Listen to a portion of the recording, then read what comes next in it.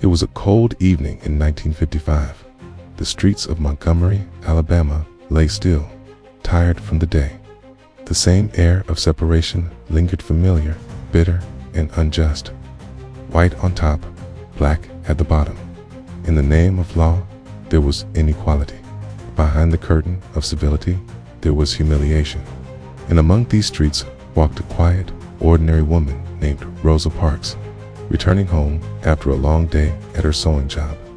She boarded a city bus, just as she did every day. She took a seat in a row designated for black passengers, the back of the bus, as per the law. Slowly, the bus began to fill. A white passenger stepped aboard, and the driver repeated the same humiliating command. "You need to give up your seat." Others stood.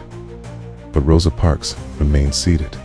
The driver shouted, "You're breaking the law." Rosa, with calm courage in her eyes, replied, "I'm tired, not just physically, but tired in my soul. I can't take it anymore." Those weren't the words of a planned protest. She wasn't trying to make history. At that moment, her refusal to make history. The police were called. Rosa was arrested. Her crime, refusing to surrender her seat to a white man. But what truly shook Montgomery was not her arrested, was her courage. A single no can shake the world. One woman stood, and the world was stirred. The black community had had enough. Hey, rallied together and organized a citywide bus boycott.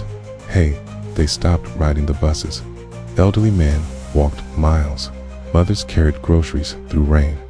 Children trudged to school on foot. And yet, no one gave in. This boycott wasn't a one-day protest.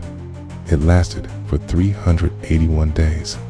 During this time, a young pastor emerged to man the world would come to know as Dr. Martin Luther King Jr.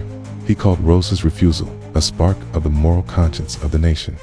He said, "This isn't just about a seat on the bus. It's about dignity, humanity, and equal rights." The movement spread. Activists, journalists, politicians, everyone started to pay attention.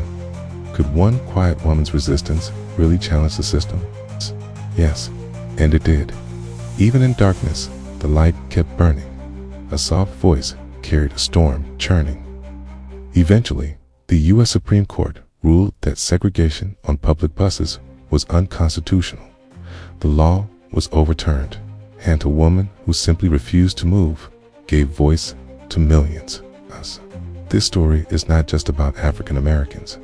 It's a message for the world, for anyone who's ever been oppressed, silenced, or told they were less than.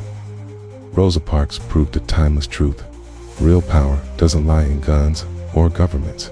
It lies in truth, in faith, in courage. No need for swords or shields of steel. A just soul can make empires kneel.